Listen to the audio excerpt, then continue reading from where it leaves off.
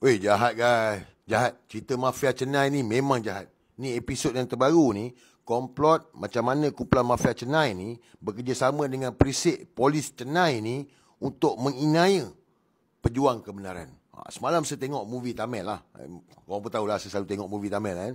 So, movie Tamil yang saya tengok semalam ni dahsyat, babe. Sebab dia menceritakan tentang macam mana kumpulan organisasi Mafia Chennai ni, dia nak menutup mulut pejuang kebenaran. Jadi kali ini dia minta bantuan daripada perisikan polis Chennai itu sendiri. Jadi dia orang susun lah. Jadi dalam episod yang saya tengok semalam ini, dia ada beberapa plan lah. So plan A adalah untuk trap dengan dadah.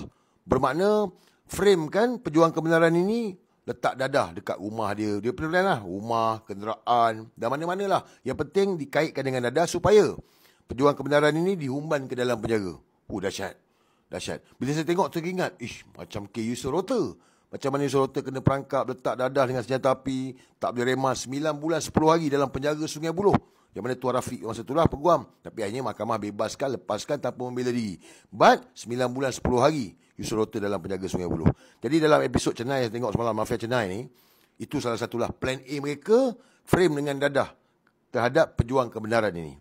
Plan B sama juga, simpan dalam juga. Tapi kali ini dia nak kaitkan supaya pejuang kebenaran ini merupakan bapa ayam pemerdagangan manusia, terlibat dengan pelacuran, supaya dia boleh ditangkap, dihumban ke dalam penjara juga. Dahsyat. Sama dahsyat juga. Plan A dahsyat, plan B pun dahsyat.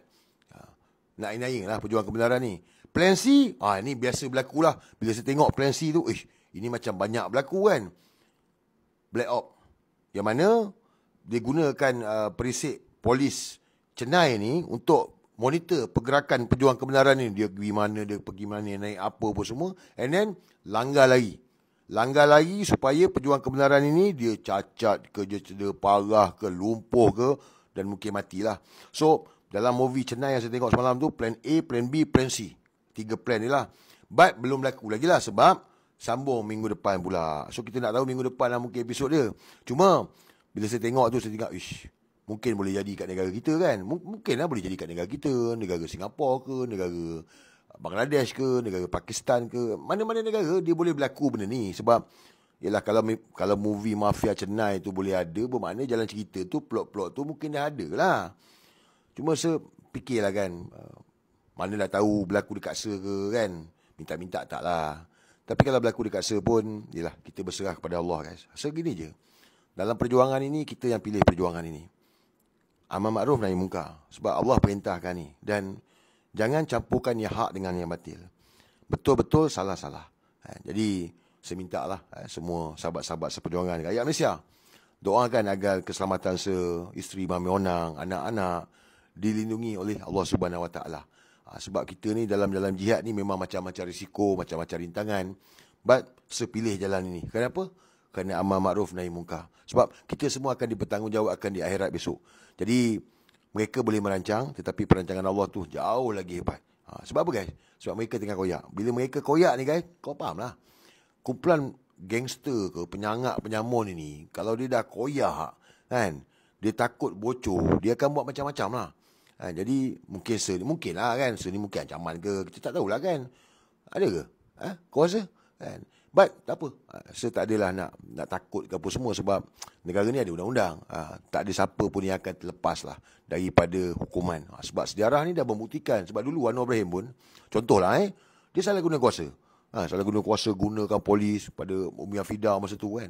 Akhirnya masuk penjara, babe. Masuk penjara. Timbalan Perdana Menteri. Masuk penjara. Kan?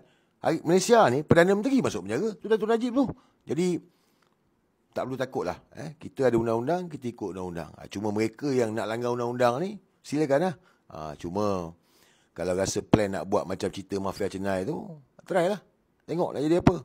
Bak kata macam saya cakap dekat Salim punya, Lim, kau tak kenal aku siapa. Begitulah cerita dia. Apa pun guys, doakan untuk keselamatan isteri Mami Onang dan anak-anak. Kita teruskan perjuangan. Amar ma'ruf nahi munkar. Lawan mesti lawan. Sebab apa? Ini bukan soal kita. Ini soal agama, bangsa dan negara. Okay guys? Mafia Chennai, teruskan apa perancangan korang tu. Assalamualaikum. Jangan jadi pengkhianat kepada negara.